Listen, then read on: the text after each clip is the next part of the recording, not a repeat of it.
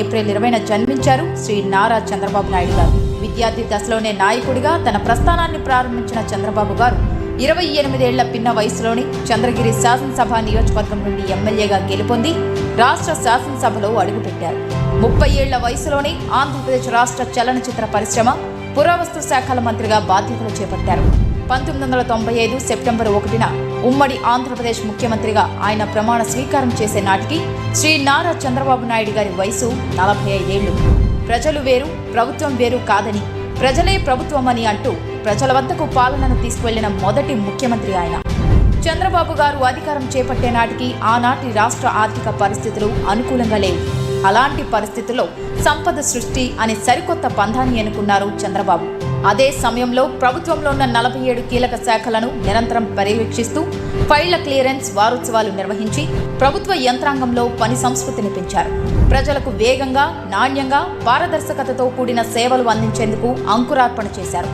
భారీ వర్షాలు, తుఫాన్లు సంభవించిన ప్రాంతాలకు 24 గంటల వ్యవధిలోనే ముఖ్యమంత్రి చేరుకొని పరిస్థితులు సాధారణ స్థితికి చేరే వరకు అక్కడే మకాం వేసేవారు. దీంతో పనిచేసే ముఖ్యమంత్రి అనే పేరును చంద్రబాబు పొందారు. జన్మభూమి, శ్రమదానం అంటూ అభివృద్ధిలో అన్ని వర్గాల ప్రజలను భాగస్వాములను చేశారు. స్వచ్ఛ ఆంధ్రప్రదేశ్కు ఆనాడే బీజం వేశారు. దేశంలోనే మొట్టమొదటిసారిగా ఈ గవర్నెన్స్ కు నాంది పలికారు. పేదరికంతో సతమతమయ్యే పల్లెల్లో చంద్రబాబు ప్రభుత్వం ఏర్పరిచిన స్వయం సహాయక సంఘాలు కొత్త వెలుగులు నింపాయి. డ్వాక్రా సంఘాలకు రుణాలిచ్చి ప్రోత్సహించారు. ఐటీ మరియు ఐటీ ఆధారిత సేవలు భారతదేశపు అతిపెద్ద ఎగుమతుల పరిశ్రమ కావచ్చని చంద్రబాబు ఆనాడే ఊహించారు. అందుకోసం ఏపీని పెట్టుబడులకు గమ్యస్థానంగా, ఇన్ఫర్మేషన్ టెక్నాలజీ హబ్గా మార్చడానికి చంద్రబాబు చేసిన కృషి బిల్ గేట్స్ వంటి ప్రముఖులను సైతం ఆకర్షించింది. చంద్రబాబు విజన్లో ఐటీ అన్నది ఒక భాగం మాత్రమే. అంతకు మించి అనేక రంగాలలో అనూహ్యమైన మార్పులకు చంద్రబాబు నాంది పలికారు. చంద్రబాబు గారి విజన్ 2020. ఈ విజన్ డాక్యుమెంట్లో పేదరిక నిర్మూలన, స్థిరమైన అభివృద్ధి గురించి మాత్రమే కాదు, అద్భుతమైన మౌలిక సదుపాయాల కల్పన, గ్లోబల్ ఎకానమీలో చేరిక గురించి కూడా ఉంది. ఆ అంశాలన్నీ నాటి అమెరికా అధ్యక్షుడు బిల్ క్లింటన్ సైతం ఆకట్టుకున్నాయి. చంద్రబాబు గారి పాలనలో సాంకేతిక అభివృద్ధికి మచ్చుతునుకగా ఈ సేవా సెంటర్లను ఎలా చెప్పుకుంటామో, రైతు సంక్షేమంలో భాగంగా రైతు బజార్ల గురించి కూడా అలాగే చెప్పుకోవాలి. క్రీడా స్టేడియంలతో పాటు ప్రజల ఉల్లాసానికి పార్కులు కూడా అభివృద్ధి చేశారు. నీటి విలువను ప్రజలకు తెలియజేసిన ఇంకుడు గుంతలు కూడా చంద్రబాబు గారి విశిష్ట పాలనకు నిదర్శనాలే.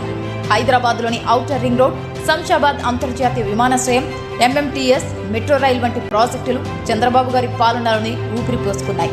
ఇక రాష్ట్ర విభజన తర్వాత 2014లో నవ్యాంధ్ర ముఖ్యమంత్రిగా బాధ్యతలు చేపట్టిన శ్రీ నారా చంద్రబాబు నాయుడు గారు ఆర్థిక కష్టాల్లో ఉన్న రాష్ట్రాన్ని అభివృద్ధి పథంలో నడిపిన తీరు నభూతో న భవిష్యత్.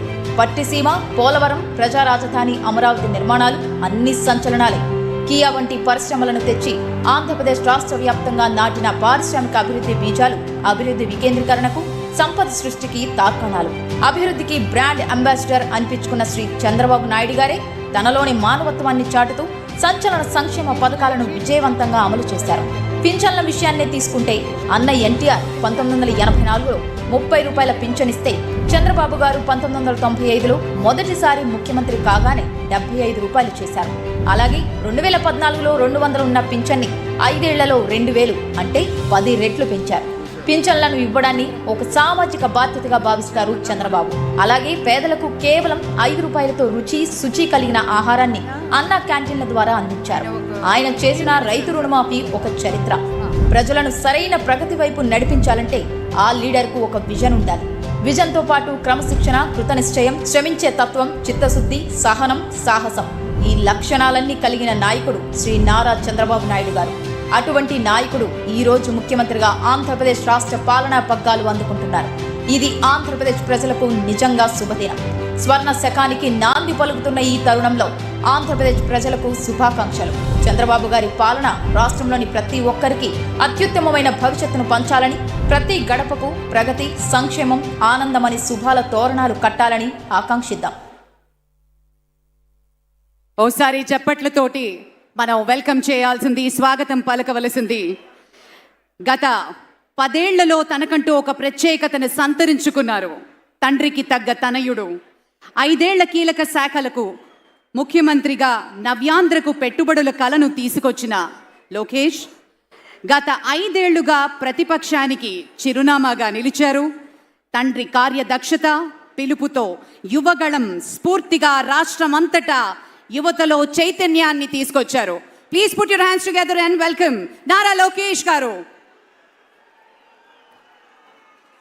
ఒక అకుంఠితమైనటువంటి దీక్ష ఉన్నప్పుడే, ఒక అద్వితీయమైనటువంటి స్ఫూర్తి ఉన్నప్పుడే వేల మైళ్ళ దూరాన్ని ఒక్క అడుగుతో ప్రారంభించి యువగళాన్ని నెత్తిపెట్టుకొని భుజానికెత్తుకున్నటువంటి అనుసంధాన కార్యక్రమాలు అన్నింటినీ కలగలిపి విశేషమైనటువంటి రీతిలో ఈ రాష్ట్ర యువత ఎన్నెన్ని ఇబ్బందులు పడుతుందో అవన్నీ గమనించినటువంటి రీతిలో పొరుగు రాష్ట్రాన్ని చూసి మనమంతా ముక్కున వేలేసుకోవలసినటువంటి పరిస్థితి